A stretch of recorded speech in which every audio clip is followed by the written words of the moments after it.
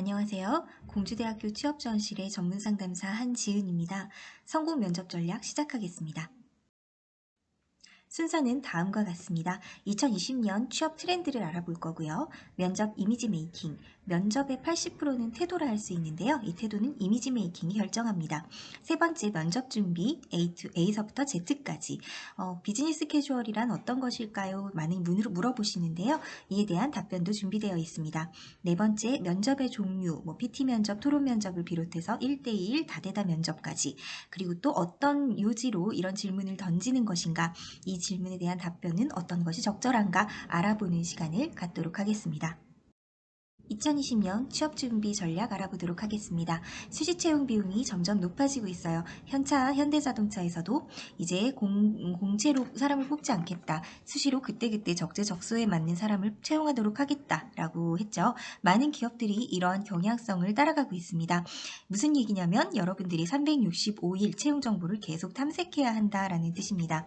옛날에는 3월에서 5월, 9월에서 10월 사이에 공채 기간 동안에만 서류를 냈으면 됐는데 지금은 시시때때로 괜찮은 기업들이 채용 공고를 내기 때문에 여러분들 인디드라는 어플을 주목해 주세요. 인디드라는 어플을 설치하시고 내가 관심 있는 분야가 마케팅이라고 하면 마케팅이라는 키워드를 치세요. 그러면 사람인 워크넷, 잡코리아, 인크루트 4개의 채용 사이트에서 소팅해서 매일매일 내 핸드폰으로 알려줘요. 여러분들이 채용 정보를 놓치지 않으실 수 있습니다. 두 번째, 직무 중심 채용은 더욱 강화된다. 무슨 얘기냐면 일 잘하는 사람을 뽑겠다는 얘기예요. 직무 역량 강화에 집중할 것. 근데 여러분들이 생각하는 직무 역량, 자격증이라든가 토익뿐만이 아니라 대외 활동, 실습, 아르바이트, 인턴 등의 일 경험에 관련 있는 것들이 더욱더 강력한 직무 역량이라는 것도 기억해 두세요. 기업에서 봤을 때에는 첫 번째 일 경험, 두 번째 자격증, 세 번째 직무 역량 교육입니다. 세 번째, 유연한 사고로 자신의 기초 역량을 점검하고 활용하세요. 내가 갖고 있는 한 분야, 한 산업에 대한 덕력이라고들 하죠, 소위. 그런 덕력을 갖고 있다면 그것 또한 그 분야에서는 훌륭한 기초 역량이 될 수 있습니다. 4년 동안 미국 드라마만 봤던 친구가 미국 드라마 후기 블로그를 올려서 대박을 쳤는데 그것을 가지고 콘텐츠 기획사에 취업한 경험도 있어요. 이 사례도 있어요. 이렇게 여러분들의 보석 같은 기초 역량을 점검하고 반드시 활용하세요. 네 번째, 이 굉장히 중요한 얘기인데요. 취업은 나랑 맞는 기업을 찾아가는 겁니다. 대학 입시랑은 달라요. 일정 수준의 성적이 나와야만 그 성적에 맞춰서 기업을 가는 것. 일정 부분은 그런 부분도 있지만요. 취업은 반드시 그렇지만은 않습니다. 여러분들이 면접을 정말 잘 보고 자소서를 정말 잘 써서 나랑 조금 안 맞는 기업인데 들어갔다 칩시다. 과연 행복할까요? 하루에 8시간 이상을 회사를 다녀야 되는데 나랑 안 맞는 기업에서 근무하는 것. 여러분들도 굉장히 힘든 일이거든요. 나랑 맞는 기업을 찾을 때까지 계속 구직 활동을 하는 것, 그것이 취업이라는 것을 기억하셨으면 좋겠습니다. 다섯 번째, 전문가의 도움을 적극 활용하세요. 자, 우리 공주대학교 취업지원실을 활용하셔도 괜찮고요. 외부 전문가나 현직자 특강 같은 곳도 수시로 찾아다니시면서 그 현직자의 이야기를 들으시는 것도 중요합니다. 우리 취업지원실에서도 졸업자 멘토리 특강이라든가 CEO 파워 특강을 개최하고 있죠. 채용 설명회, 채용 박람회, 취업 성공 패키지, 전문기관 직무교육 등 발로 뛰는 만큼 취업 성과가 잘 나온다는 점도 기억해 두세요. 블라인드 채용 들어보셨나요? 공기업에서 많이 차용하는 방식인데요. 요즘은 사기업도 간간히 블라인드 채용을 개최하곤 합니다. 그 사람이 갖고 있는 학력이라든가 학교라든가 토익 점수라든가 이런 것들을 보지 않고 직무에 적합한 역량만을 평가하겠다라는 것이 블라인드 채용입니다. 공기업뿐만 아니라 NCS 그 시험으로 또 평가하는 공기업뿐만이 아니라 사기업에서도 예를 들어 롯데마트의 MD를 채용한다라고 했을 때 롯데마트에 들어갈 수 있는 PB 상품 기획안을 제출하고 그것에 대해서 발표해라, 이런 이제 면접 시험을 보는 것이 블라인드 채용인데요. 이 블라인드 채용으로 채용이 된 이제 그 입사자들이 굉장히 업무 퍼포먼스가 좋다고 합니다. 이는 곧 블라인드 채용이 확대될 예정이다라고 생각하시면 되겠습니다. 올드루키 중고 신입이라고도 하는데요. 2017년도에 처음으로 실업자가 100만 명을 넘었습니다. 그때 신문에 이제 세 자릿수가 넘었다, 실업자가 세 자릿수가 넘었다라고 대서특필 됐었는데요. 이때 일자리는 45만 개가 나왔었고요. 이 중 이제 45만 명이 취업을 했다는 소리죠. 100만 명 중에. 근데 이 중에 22만 8천 명이 올드루키라고 합니다. 그만큼 경력이 있는데 신입으로 지원하는 사람들의 비중이 높아지고 있다는 뜻인데요.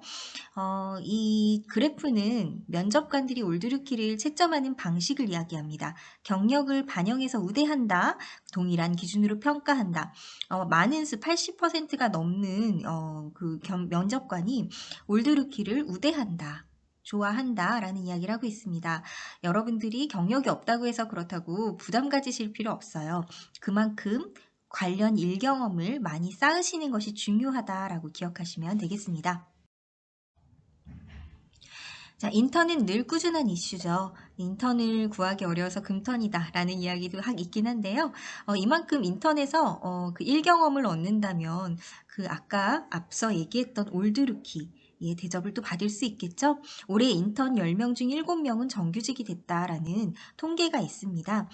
정규직 전환형 인턴도 있고요. 체험형 인턴도 있죠. 체험형 인턴에서 정규직 전환은 거의 이루어지지 않습니다만 내가 3개월간 근무했던 부장님 나를 알죠. 이거 얼마나 일을 잘하는지, 이 친구가 얼마나 올바른 사람인지를 알잖아요. 그래서 면접에 갔는데, 이제 합격해서 면접에 갔는데, 면접관 분이 이제 나를 3개월간 나랑 같이 일했던 부장님이에요. 그러면 나한테 높은 점수를 주실 수도 있겠죠. 그런 식으로 눈에 보이지 않는 가점 형태도 있다는 것 잊지 마세요. 또 다른 이슈는 AI 채용입니다. 이 마이다사이티라는 기업에서 AI 면접이라는 프로그램을 만들 때 그렇게 이야기를 했어요. AI 면접이라는 용어는 자신들이 이슈를 일으키기 위한 마케팅 용어로 만든 것이다. 이 프로그램의 정식 명칭은 AI 인성검사다라고 했습니다. 그만큼 정확한 이 사람의 인성검사를 실시하겠다라는 취지로 AI 면접을 받아들이시면 됩니다. 맨 처음 안면 등록을 하고요. 면접 일정이나 접속 링크를 설정한 후에 정해진 날짜의 URL에 접속해서 편한 장소에서 원하는 시간에 응시가 가능하다는 장점이 있습니다. 30초 동안, 90초 동안 자신의 이제 자기소개를 해요. 뭐 성격의 장단점을 이야기해 보세요. 그러면 또 거기에 대한 답변을 하고요. 근데 이 말하는 동안 여러분들의 표정, 말투, 억양, 단어를 분석해서 AI가 성향을 파악합니다. 그 이후 60초 동안 60문제를 응시하는데 빠르게 본인의 성향을 체크할 수 있는 답변을 진행하게 됩니다. 이것이 인성검사고요. 여기에서 여러분들에 관한 데이터를 끊임없이 수집하게 됩니다. 자, 그 다음엔 간단한 게임이 진행이 됩니다. 풍선이 점점점 커지다가 터지는데 그 터지기 직전에 마우스 버튼을 누르시오. 누군가는 터지기도 전에 굉장히 풍선이 조금할 때 조급하게 누르는 사람도 있고 터지기 직전까지 기다렸다가 누르는 사람이 있죠. 이 사람이 얼마나 도전적이고 모험적인 성향을 가졌느냐, 안정지향적인 성향을 가졌느냐, 이 성향을 체크하는 게임입니다. 뭐 이런 식으로 정답이 없고 그 사람의 고유의 성향을 체크하는 이제 게임이 진행이 되면은 여러분들에 대한 데이터가 다 모였다라고 생각하고 거기에 맞는 답변, 그 성향을 검증하기 위한 답변들로 질문들로 심층 면접이 이루어집니다. AI 면접에는 거짓말이 통하지 않습니다. 지원자 안면인식을 통해서 68가지의 특성을 분석하고 어휘, 맥박, 어조사 막 여러 가지를 다 얼굴 색상까지도 파악을 하기 때문에 제일 중요한 것은 일관성이라고 생각하시는 것이 좋습니다. 회사는 다소 안 맞는 사람을 뽑을 수는 있지만 거짓말하는 사람은 뽑지 않습니다. 그리고 AI 면접 결과에 그 결과지가 2장 정도로 출력이 되는데요. 여기에서 합격한 이 결과지가 실제 2차 대면 면접에서 그 면접관의 참고 데이터로 활용되기도 합니다. 친구의 일관성, 대답의 진실성을 평가하기 위한 도구로 이용된다는 점도 유념해 두세요. 자, 얼마 전 재미있는 이슈가 있었어요. 아마존에서 인공지능 채용 시스템을 폐기했다라는 소식이 있었습니다. AI가 잘못된 걸 배운 거죠. 나쁜 걸 배운 거예요. 남성 중심으로 10년간 선발했던 그 누적된 데이터를 그러니까 인간의 편견을 AI가 배웠다는 겁니다. 그래서 알고리즘이 잘못 형성이 된 거죠. 그래서 이 기업에서 안 되겠다. 인간 존중의 핵심 가치를 AI에게 맡기는 것은 부적절하다라는 결론을 내고 도입을 중단했다라는 이야기도 있었습니다. 채용 시장은 계속 변화하고 있습니다. 기존에는 두루두루 자라는 인재, 자격증도 다다익선 뭐 이런 친구들을 선호했다면 지금은 라이트 피플, 그 채용하는 직무에만 적합한 전문성을 갖고 있으면 된다. 적합한 인재를 채용하겠다. 두루 갖춘 거 필요 없다. 전문성을 가진 친구를 원한다. 이렇게 채용 시장의 그 선호 인재가 변화하고 있습니다. 채용 시장의 변화 다른 방면으로도 살펴볼게요. 지원 서류에서 직무 적합성 중심으로 변화하고 있습니다. 또한 조직의 적합성 중심으로도 변하고 있고요. 두 번째, 면접이 점점 다양화되고 강화되고 있습니다. 이 사람의 직무 역량이 어디까지인가, 우리 조직과 얼마만큼 적합한 사람인가를 알아보기 위한 여러 가지 방법들이 도입되고 있다는 뜻입니다. 세 번째, 실무 능력.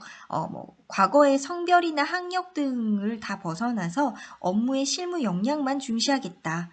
라는 겁니다. 네 번째로는 인턴십 후 일단 일경험을 시켜보고 이 친구가 일하는 것을 보고 채용하겠다라는 채용 경향도 늘어나고 있어요.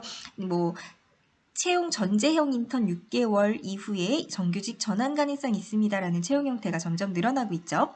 자, 다섯 번째로는 팀워크를 중시하는 인재를 채용하려는 추세가 늘어나고 있습니다. 여러분, 이거 정말 중요합니다. 조직 적합형 인재, 2017년도만 해도요. 기업들이 리더십을 발휘한 사례를 많이 물어봤어요. 근데 그렇게 이제 친구들을 뽑다 보니까 이 친구들이 팀워크가 부족한 거예요. 천상천하 유아독존이다라는 얘기도 있고, 그래서 우리 잘못 뽑았다. 우리가 조금 더 협업을 중시하는, 협업을 잘 해볼 수 있는, 해보았던 그런 인재를 채용하는 것이 좋겠다 해서 그 이후로는 자소서 문항이라든가 면접에서 협업을 해본 경험을 이야기해보세요로 바뀌었어요. 팀워크를 중시하는 인재를 점점 선호한다는 뜻입니다. 자, 6번 실무 관련 유경험자를 선호한다. 1경험의 가장 중요한 그 스펙은요. 직무 역량은 사실 1경험이에요. 아르바이트, 직장체험, 교내과제 수행 등에서 관련 경험이 있으면 이 친구가 1경험이 있다. 직무 관련 유용한 그 역량이 있다라고 판단을 합니다. 얘기했지만 사실 두 가지를 본다는 뜻입니다. 하루에 8시간 이상을 내가 끼고 가르쳐야 되는 친구를 뽑는 거잖아요. 두 가지겠죠. 품성과 능력. 쉽게 얘기하면 이겁니다. 이 친구 일 잘하나? 이 친구 같이 있으면 안 힘든가? 괜찮은가? 성격? 그 두 가지를 보겠다는 거예요. 조금 더 인사 담당자의 눈에서 이야기를 하자면 인성이란 곧 그 직무에 맞는 것도 있겠지만 우리 조직의 컬러와 잘 맞는 사람인가, 우리 조직은 조금 더 혁신적인 사람을 선호하는데 이 사람 혁신성이 있나, 아니면 우리 조직은 조금 튀는 거 싫어하는데 이 사람 좀 무난한 성격인가, 이런 조직 적합성을 보는 것과 직무 적합성, 우리 직무가 얼마만큼 그 역량이 있는가, 그런 두 가지를 같이 보기도 합니다. 더 디테일하게 얘기하자면 개인 역량, 직무 요구, 조직 환경 이 세 가지의 교집합을 본다라고 생각하시면 되겠습니다. 개인 역량이라는 것은 개인이 갖고 있는 고유의 특성과 능력과 행동 방식을 이야기합니다. 똑같은 일을 맡겨도 누구는 플러스 알파를 하려고 하고 누구는 정확한 일을 주어진 일을 정확하게 수행하는 데 포커싱을 두기도 하잖아요. 자, 그렇게 개인적인 역량 차이가 그 조직과 맞는가 또 봅니다. 역할 과정 방향, 미션, 목적, 기업 전략, 자원, 문화, 관습을 이해하고 그에 맞출 수 있는 성격인가, 그와 잘 융합될 수 있는 성격인가를 보는 것이죠. 직무 요구라는 것은 지식, 스킬이라고 얘기할 수 있겠습니다. 자, NCS에서 여러분들의 그 직무에 적합한 역량을요, 지식, 스킬, 태도라고 합니다. KSA라고 하는데요. 날리지, 스킬, 애티튜드라고 해요. 자, 그럼 개인 역량과 조직 환경은 A, 태도적인 측면이 될 테고요. 직무 요구적인 것은 K와 S, 지식과 스킬이 되겠죠? 직무에 대해서 필요한 지식과 스킬을 갖고 있느냐, 업무 담당자로서 적합한 지식과 스킬을 가져서 그 직무를 성공적으로 수행할 수 있느냐, 이것을 체킹한다 라고 생각하시면 되겠습니다. 하면 여러분들은 어떤 키워드가 떠오르세요? 하나, 둘, 셋. 자, 생각하셨습니까?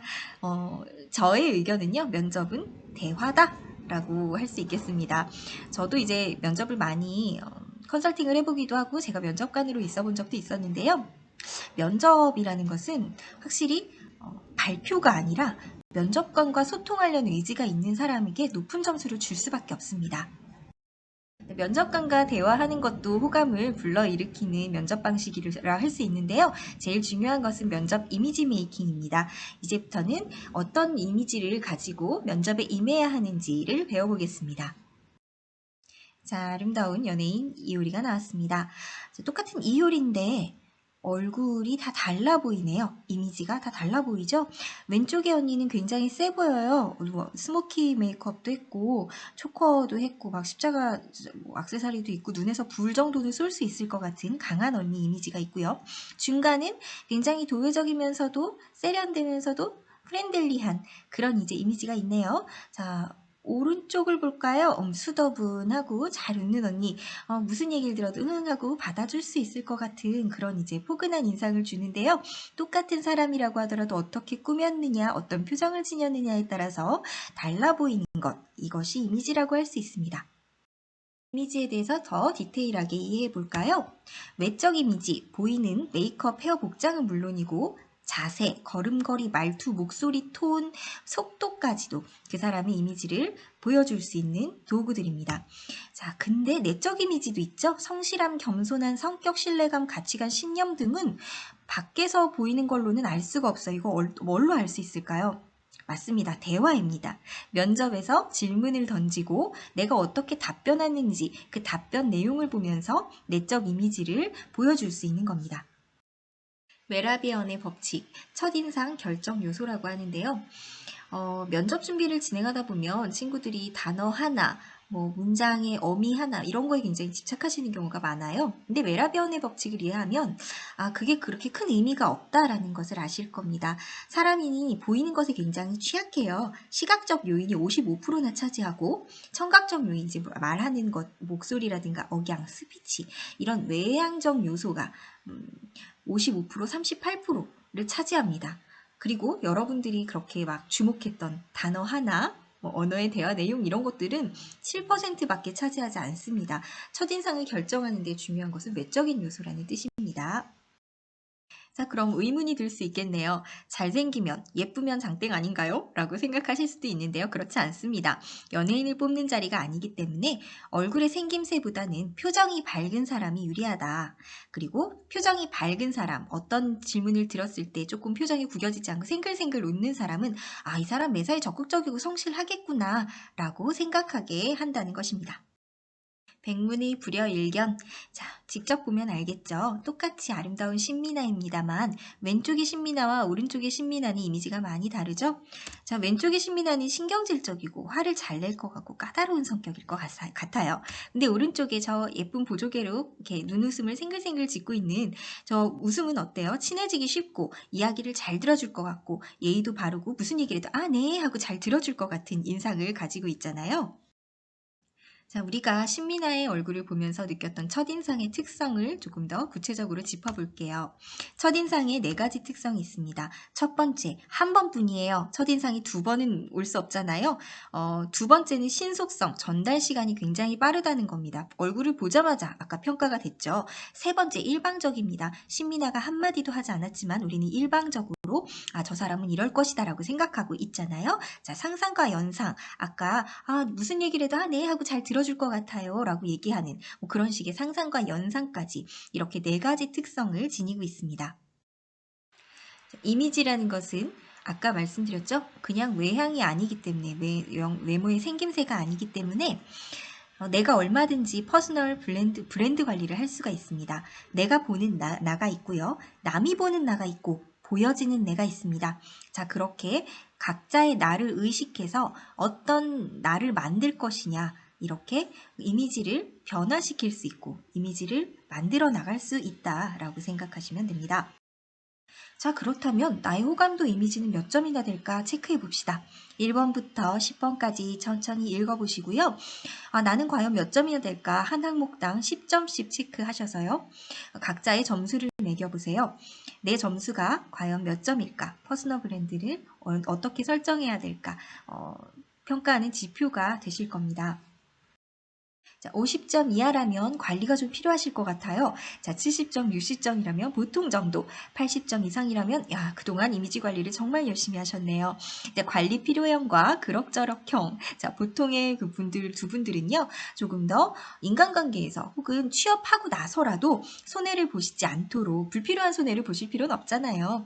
본인의 이미지를 좀 관리하실 필요가 있다라고 생각하시면 돼요. 면접이 잡히면 그때 하지 뭐 늦습니다. 목소리나 표정 같은 건 바로바로 변화되는 게 아니라 일상생활에서 변화하려고 끊임없이 노력해야 하는 것이기 때문에 미리미리 준비하셔서 취업뿐만 아니라 취업 이후에 근무를 하실 때에도 인간관계에서 괜한 손해를 보는 일이 없도록 관리를 해주시는 것을 추천합니다.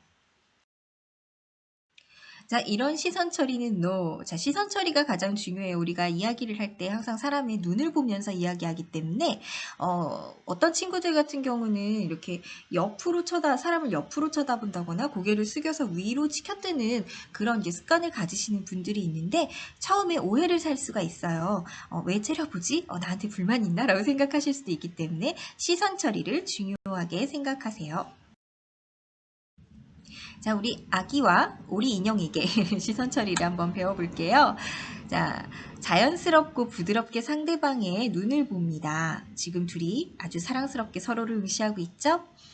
두 번째는 눈동자는 중앙에 위치하도록, 아까 눈동자의 위치가 위에 있거나 옆에 있다면 째려보거나 노려보는 곳으로 보일 수 있기 때문에 주의해야 한다고 말씀드렸죠? 자, 그렇게 생각하시면 됩니다. 이제 면접 준비 A에서 Z까지 살펴보도록 하겠습니다. 정장을 입어야 하는 일반적인 면접 복장입니다. 여성부터 볼게요.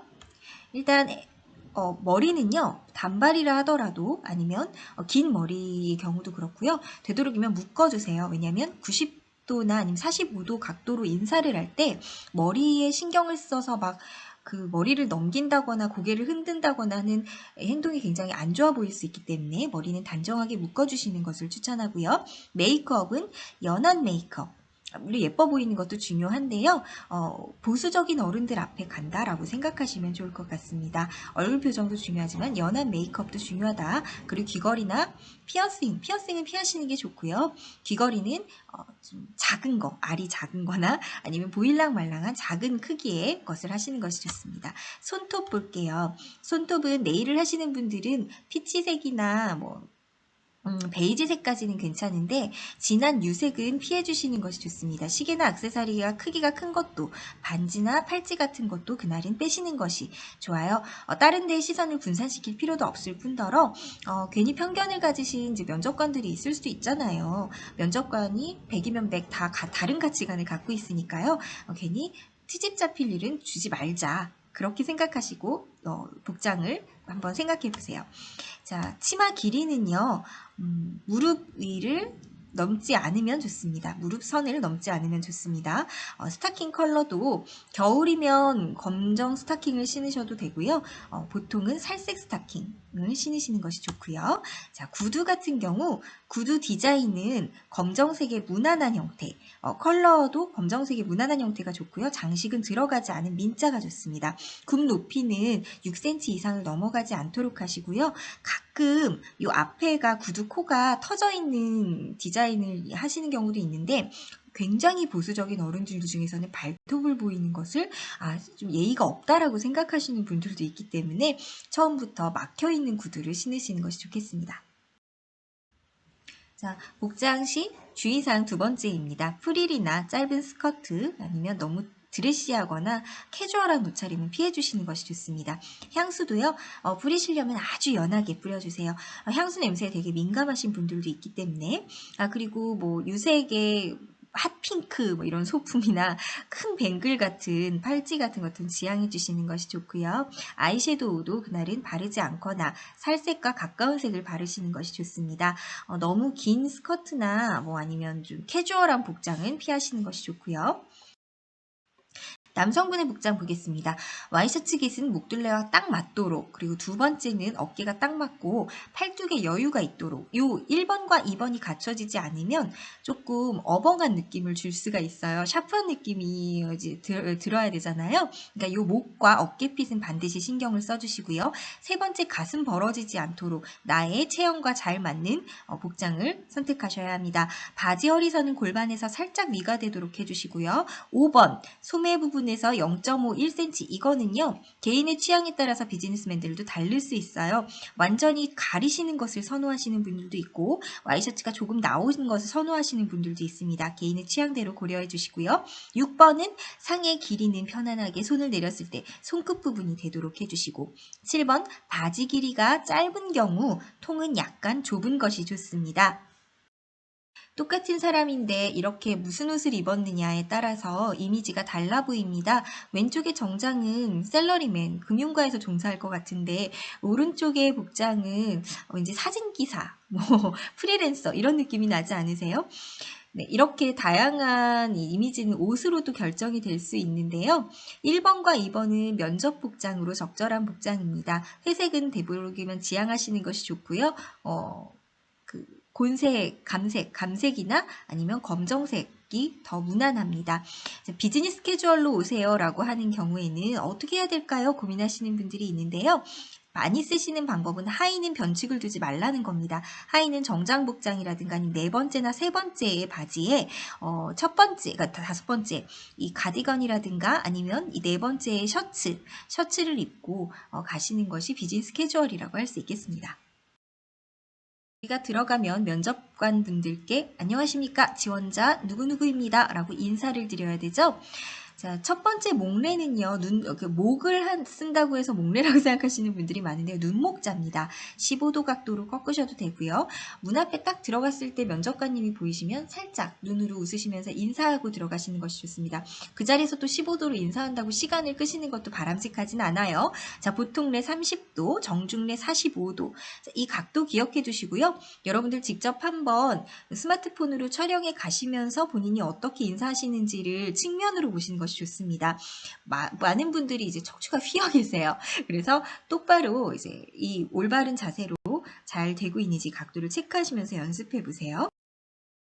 경우도 마찬가지입니다. 손을 이제 살짝 주먹을 쥐신 후에 팔을 다리에다 붙이신 후 이렇게 이 각도로 인사를 하시는 것이 좋습니다.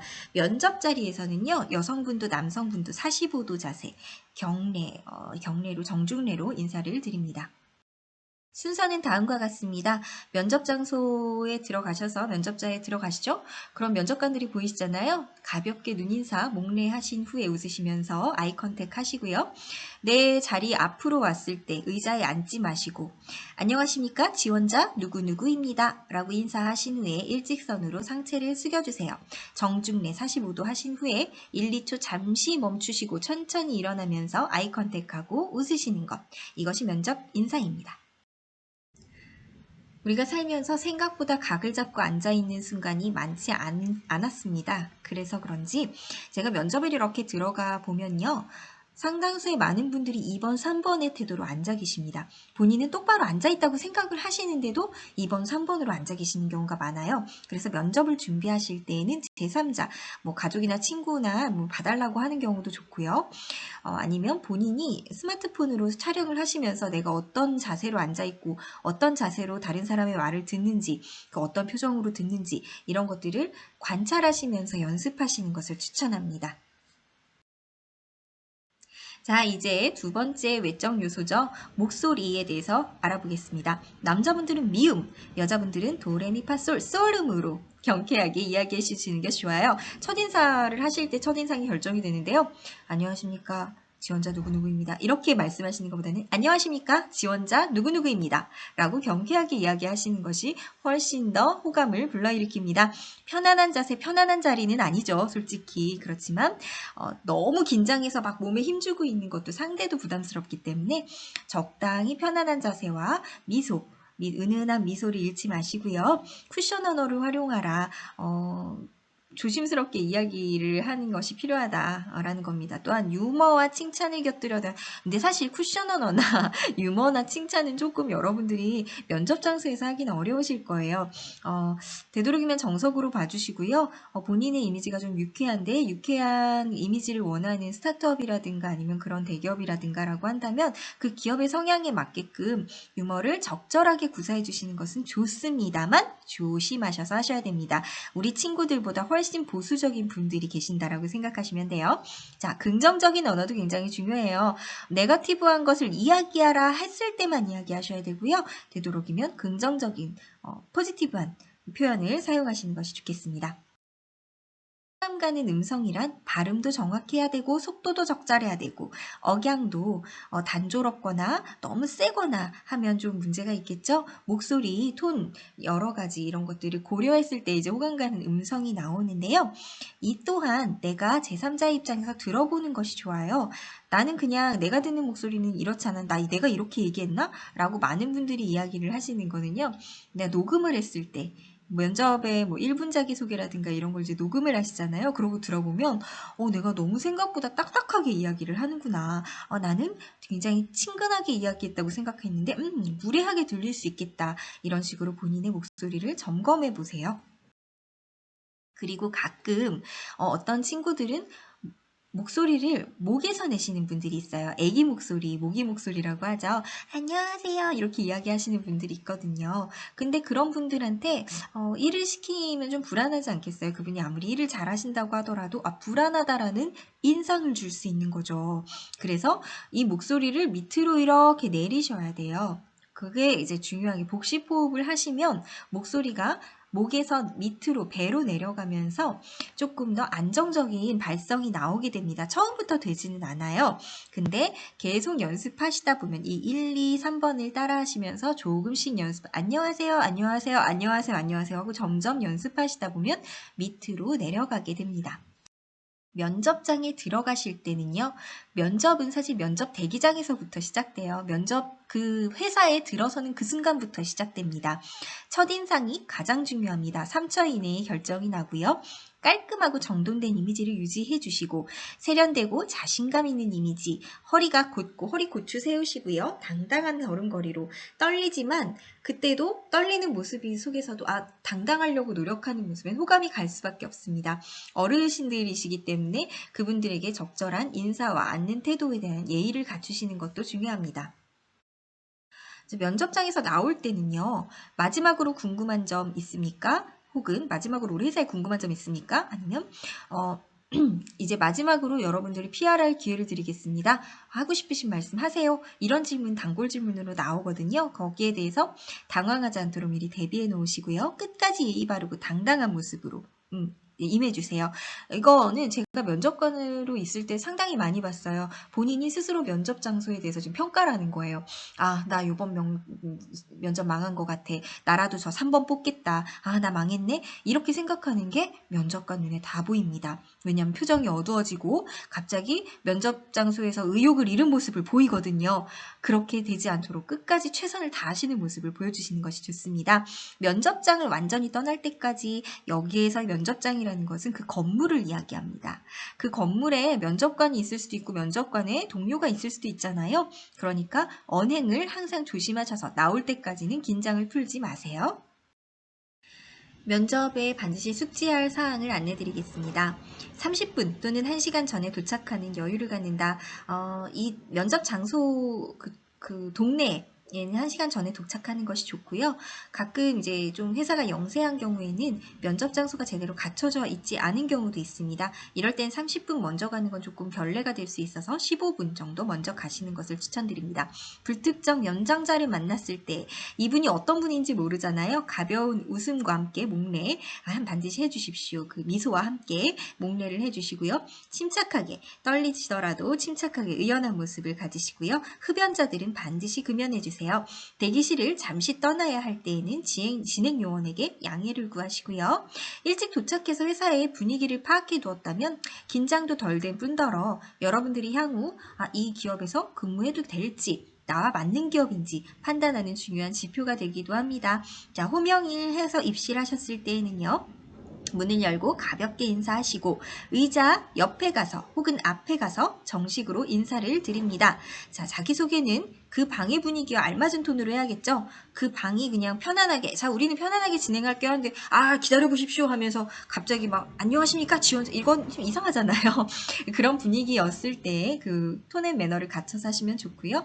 앉으라고 할 때까지 그대로 서 계시고, 앉으세요라고 할 때에는 감사합니다 하고 정중하게 앉아주십시오.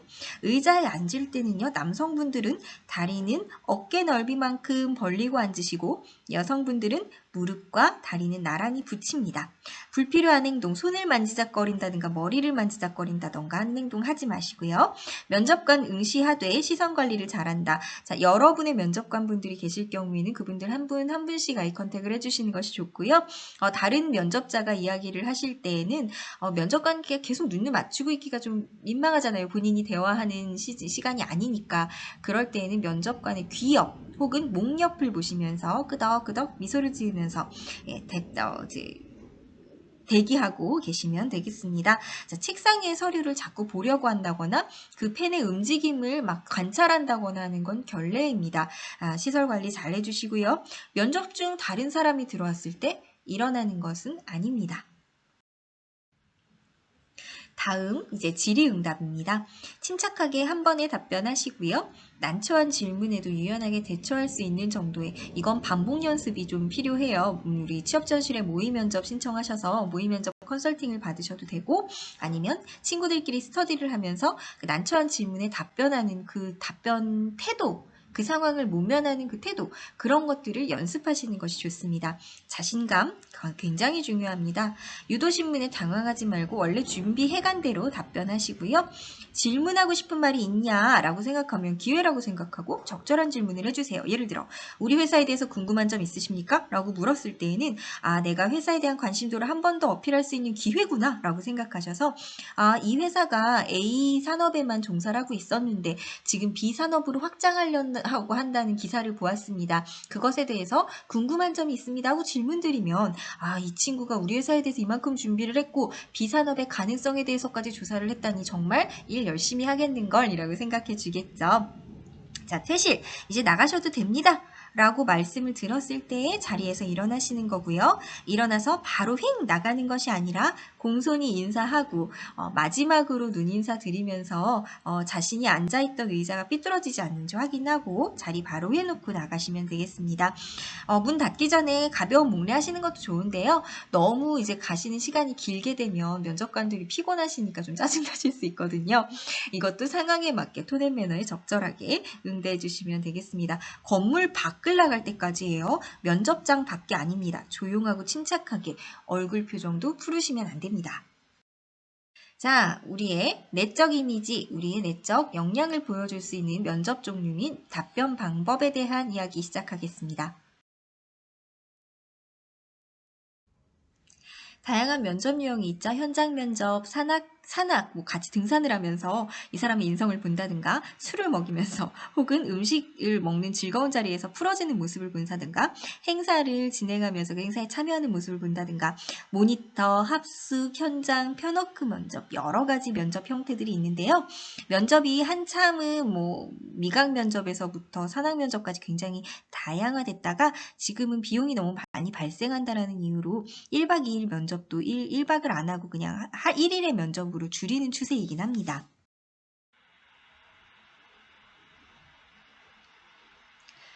자, 면접의 기본 정신이라고 해야 될까요? 기본 마인드를 알아보시겠습니다. 나는 아무 죄도 짓지 않았다. 자, 누군가 나를 평가한다는 게 굉장히 부담스러운 자리이죠. 근데 긴장하는 것과 위축되는 것은 다른 문제입니다. 여러분들은 아무 죄도 짓지 않았으므로 당당하게 임해주시면 좋고요. 면접관은 적군이 아닙니다. 나를 평가하시는 분이긴 하지만 내 합격하게 되면 나와 함께 일할 동료이자 상관이거든요. 이분들께 이제 이분들이 나에 대한 정보가 없으시니까 내 역량을 하나하나 떠먹여드린다라고 생각하시는 것이 좋아요. 자, 주도할 것인가, 주도당할 것인가. 자, 이것도 마찬가지입니다. 어떤 다대다 면접 같은 경우 3번 지원자가 너무 잘해. 그래서 나한테 질문이 안 오고 3번한테 자꾸 이게 주의가 쏠리는 것이 느껴져요. 그럴 때 나도 3번만큼이나 임팩트를 갖고 있다라고 기죽지 않고 당당하게 내가 갖고 있는 것을 어필하면서 이제 면접의 그 에너지를 나한테 끌어오려고 하는 것. 이런 주도하는 마인드가 중요합니다. 자, 또한 나는 아나운서가 아니에요. 목소리 톤이 중요하다, 호감 갖는 보이스가 중요하다 말씀은 드렸지만 난 아나운서가 아니기 때문에 조리 있게 막 조곤조곤 발음 하나하나 신경 써가면서 이야기하실 필요는 없어요. 자연스럽게 말씀하실 때 당당하게 말씀하시는 거에 포커싱을 두시는 것이 좋겠습니다. 면접관의 기분에 너무 신경 쓰지 말라, 이거 꼭 당부드리고 싶어요. 면접관도 사람이라서 굉장히 피곤한 날이 있을 수도 있고 기분 나쁜 일이 있을 수도 있거든요. 면접장에 들어오시기 전에 면접관의 상사분들께 혼나고 오시는 경우도 있잖아요. 그런 목소리나 아니면 표정이 아무래도 부르퉁하실 수밖에 없잖아요. 근데 그런 표정을 보면서 내가 막 위축돼.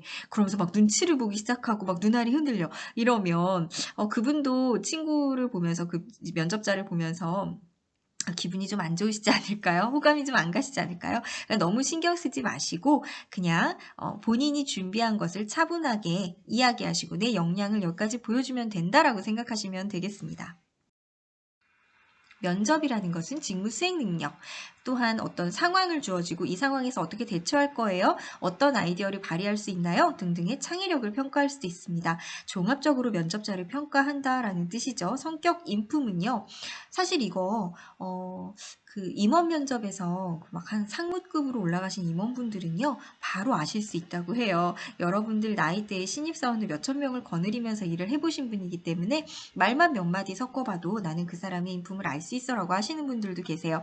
다른 말로 하면 그게 좀 어떻게 보면 편견일 수도 있는데 이분들의 그만큼의 그 연륜이 있으시기 때문에 그 성격이나 인품도 말하는 태도 아니면 목소리에서 바로 드러나게 됩니다. 입사하고자 하는 열의도 눈빛이나 태도, 그리고 본인이 준비한 회사에 관한 정보들, 그것에 대해서 내가 고민한 흔적들을 통해서 알 수 있겠죠? 지적 수준이나 교양 수준도 사용하는 어휘를 보면서 평가할 수 있습니다. 또한 그 상황에 대한 대처 능력을 보면서 언어 구사 능력과 이 친구 일이 좀 머리가 빠르게 돌아가네, 일머리 있겠다라고 판단하는 지표도 될 수 있습니다.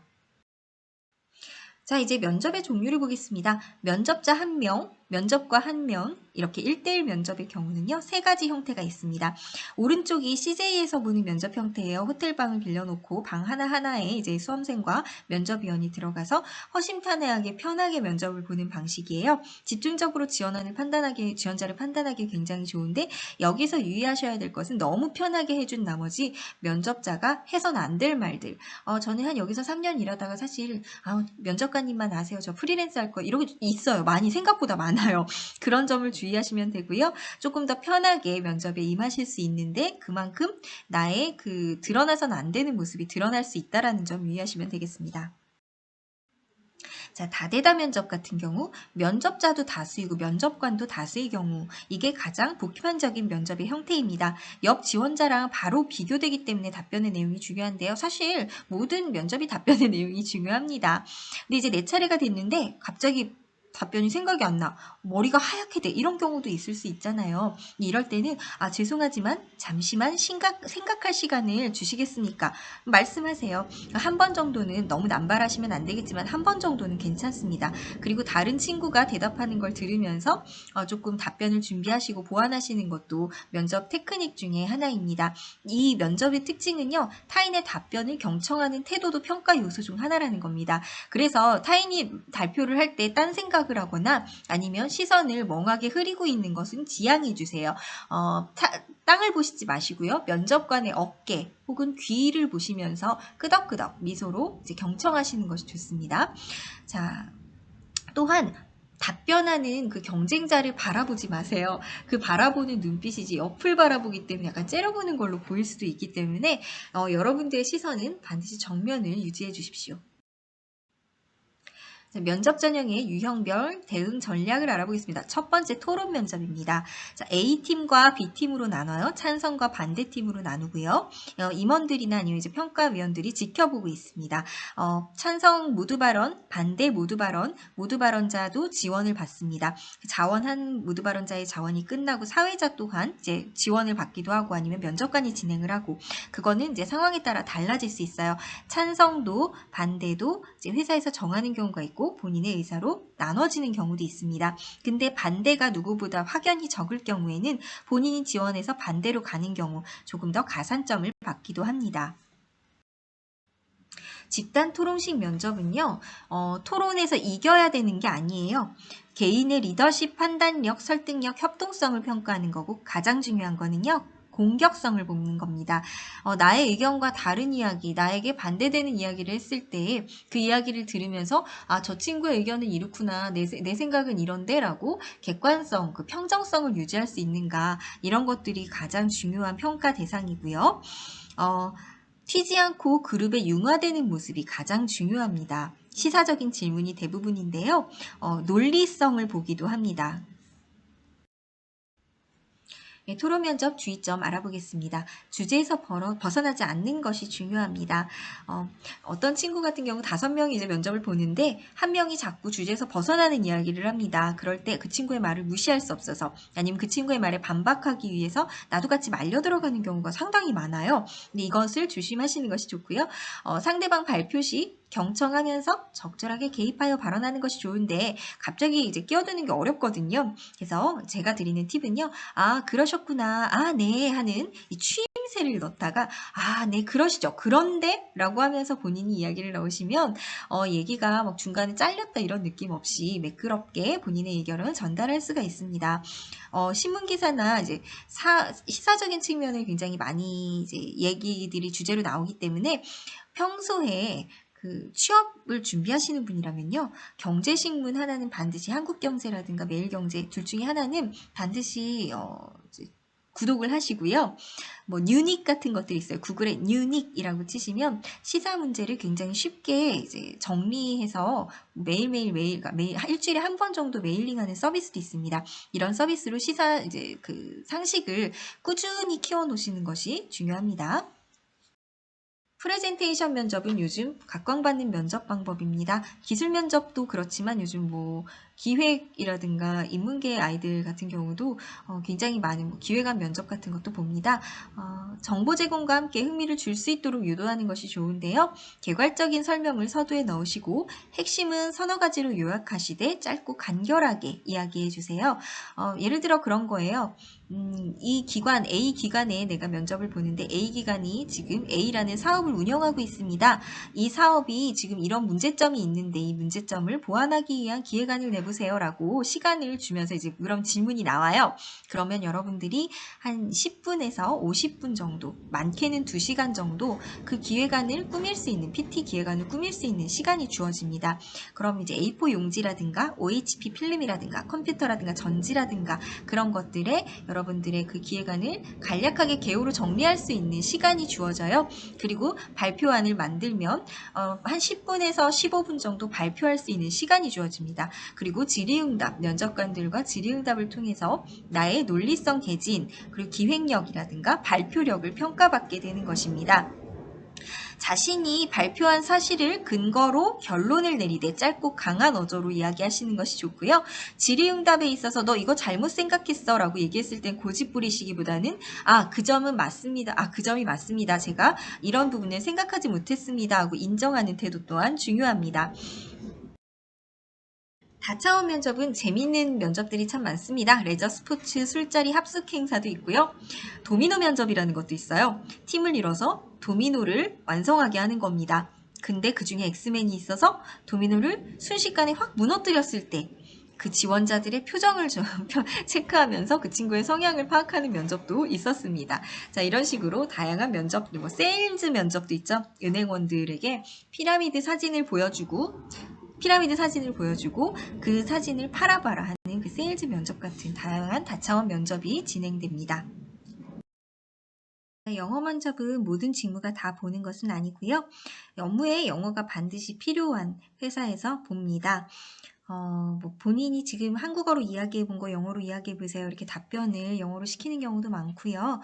영어 잡지를 주고 번역을 요구하는 뭐 그런 경우도 다양한 방식이 요구가 될 수 있어요. 네. 클라이언트가 영어를 써서 그 탄력적으로 응대해야 하는 직무 같은 경우는 일부러 어려운 질문을 주기도 합니다. 미국의 대선 제도에 대해서 영어로 이야기해 주고 한국어로 얘기하기도 어렵잖아요. 이런 질문을 막 던져요. 올바른 대답을 원하는 것이 아니라 그렇게 당황을 시켰을 때 이 친구가 어떻게 대응할 수 있느냐를 보는 거거든요.